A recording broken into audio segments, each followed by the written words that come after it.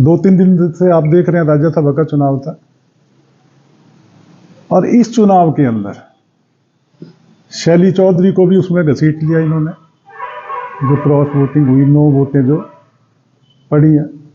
अब ये हर आप राज्यसभा का चुनाव देखो, पर वो एक अलग बात है। तब मुझे लगा कि नहीं, अब अति हो गया, अब इस पार्टी में रहने का कोई फायदा नहीं, जहां मान सम्मान ना हो, जहां एक दूसरे को खिंचाई के सिवा और कोई काम ना हो, जहां पे ये देखा जाए कि हमने आपस में ही एक दूसरे का विरोध करना है, और उसमें किसी का कैरियर खत्म हो रहा हो, किसी का राजनीतिक जीवन खत्म हो रहा, उससे कोई संबंध नहीं है। तो फिर मेरा कल मन बहुत आहत हुआ और मैंने इस्तीफा देने की बात की, कांग्रेस पार्टी से इस्तीफा दिया। उसके बाद मैं देख रहा था, मैं सोशल मीडिया पर एक विधायक हैं, बादली से हैं, कुलदीप वत्स, वही बात वो भी मैं देख रहा था, वो भी कह रहे हैं यहाँ निष्ठावान कार्यकर्ता की कोई जगह नहीं है, चापलूसों की जगह मेरे सम्मान को ठेस पहुंची है। और उन्होंने भी, उनका भी नाम घसीटा गया, तो उन्होंने भी इस बात को रखा। तो मैं नहीं समझता कि जहां पे मान सम्मान न रहे, जहां पे विरोध करना है तो अपने ही लोगों का विरोध करना है, किसी को टारगेट करना है और किसी को निशाना बनाना है, ये एक साजिश के तहत नाम उछाले जा रहे हैं। फिर मैं देख रहा था सोशल मीडिया पे ही, कल मंत्री भी रही हैं, महिला है, विधायक है कई बार की, गीता बुक्कल जी, और महिलाओं का मैं दिल से सम्मान करता हूं, पर मैं देख रहा था कि वो अनाप शनाप बोल रही। अब उन्होंने शैली चौधरी का नाम लिया, मैं सिर्फ इतना पूछना चाहता हूं उनसे कि वो किस बिहाफ पे ये बात कह सकती हैं? वो रिटर्निंग ऑफिसर है अंदर, क्या है वो? क्या उनके पास ऐसा सबूत है जो वो नाम ले रही है? उसके बाद उन्होंने एक बात नहीं कही, 3 बातें कही। दूसरी बात वो कहती हैं कि वोट डालने के बाद शैली चौधरी और पता नहीं औरों का भी नाम लेके वो सीएम हाउस चली। कौन गया? क्या प्रूफ है आपके पास? आप बताओ। बिना सबूतों के आधार पे आप किसी का नाम कैसे ले सकते हैं? शैली चौधरी को भी महसूस हुआ, वो बल्कि बहुत ज़्यादा महसूस कर रही है इस बात को। उन्होंने कहा कि मेरे साथ, आप सभी जानते हैं धार्मिक ख्यालात की आपकी विधायक है, वो मेरे साथ भी जाएगी तो गाड़ी में 10 मिनट मेरे ख्याल बात होगी, 90 मिनट अगर है तो वो अपना माला जपती है, पूजा पाठ की बात करती है। तो कहती वो यहाँ राधे राधे कर रही थी। उसके बाद भाई अगर वो माला जप रही, राधे राधे कर रही है, तो आपको क्या इतराज है उसमें? आप किसी की धार्मिक भावनाओं को क्यों ठेस पहुंचाना चाह रहे हैं?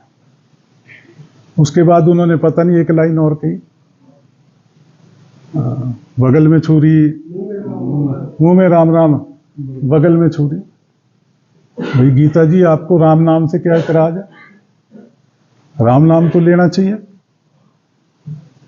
आपको भी बल्कि लेना चाहिए। उनको क्या इतराज है? और किसी को भी अपनी मर्यादाएं, हदें पता होनी चाहिए, उससे बाहर नहीं जाना चाहिए। आज मुझे भी पता, उनके हस्बैंड सरकारी ऑफिसर रहे हैं, बड़ी बातें हुई हैं उस टाइम जो मुझे सुनने में आया। उनके ब्रदर है, वो सरकारी अफसर रहे, उनकी बड़ी बातें आई, पर मुझे पता है मेरी हदें कहाँ तक है, मैं उन बातों पे नहीं जाना चाहता। पर मैं ये जरूर कहना चाहता हूं उनको, गीता बुक्कल जी, आपको ऐसी बातें शोभा नहीं देती, सभ्य महिला है आप, और मैं लीगली नोटिस भी दूंगा उनको बताना पड़ेगा कि वो कहाँ, किस ब्याह पे ये बात कह रही है कि आपसे खुआया जा रहा है, तो क्या प्रूफ है, उनको ये साबित करना पड़ेगा।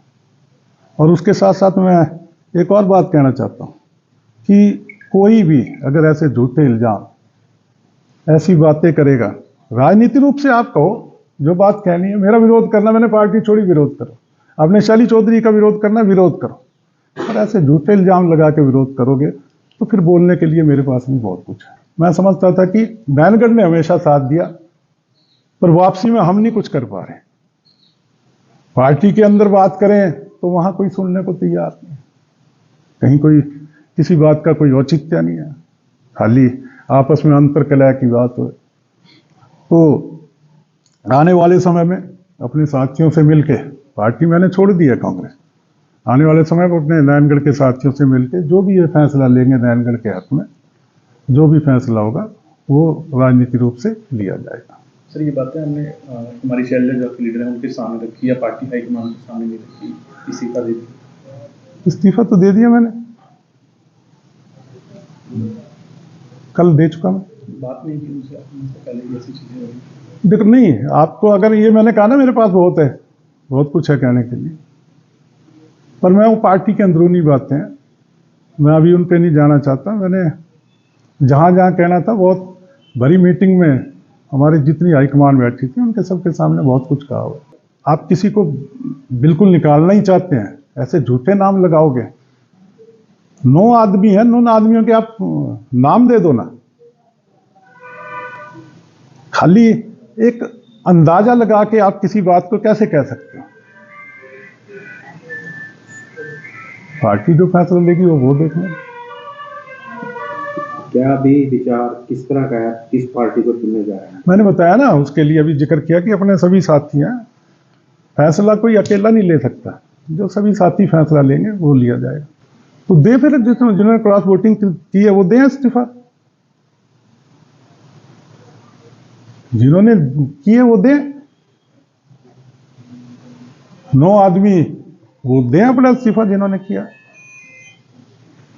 इस्तीफे में आपने मुख्य बिंदु क्या रखे हैं? इस्तीफे में मैंने देखिए उसमें कोई बात नहीं रखी, पर जो आपके सामने बातें कर रहा हूं, ये जहां पे आप एक बात सुनिए, मैं पीक जी आपने जो बात रखी, मैं एक बात कहना चाहता हूं, जिस परिवार में परिवार के मेंबर आपस में ही लड़ने लग जाएं, उस परिवार का भला हो सकता है क्या? वो हालात लंबे अरसे से कांग्रेस में यही हालात चल रहे हैं। जैसे कि गोकुल जी धरने पे बैठे हैं, इस पे क्या कहना चाहेंगे? देखिए, मैंने वो पार्टी छोड़ दी है, अब वो कुछ भी करें वो उन्होंने तय करना है, पर यहाँ ये कोई एक दिन की कहानी नहीं है। आप कोई भी चुनाव उठा के देख लो, राज्यसभा का कोई भी चुनाव उठा के देख लो। मैंने कहा ना कि जब मुझे अपनी हदें पता है, पर जब कोई हदें पार करेगा तो फिर सारी बातें सामने आएंगी। सर, जैसे अब कार्रवाई करने की बात आ रही है, एक शाही कांड भी तो हुआ, तो उसके बारे में क्यों नहीं बोला जा रहा? मैं आपको कह रहा हूं कि कोई ये पहली आखिरी प्रेस कॉन्फ्रेंस नहीं है। अब आने वाले समय में जैसे जैसे कोई बात सामने आएगी मैं बोलूंगा।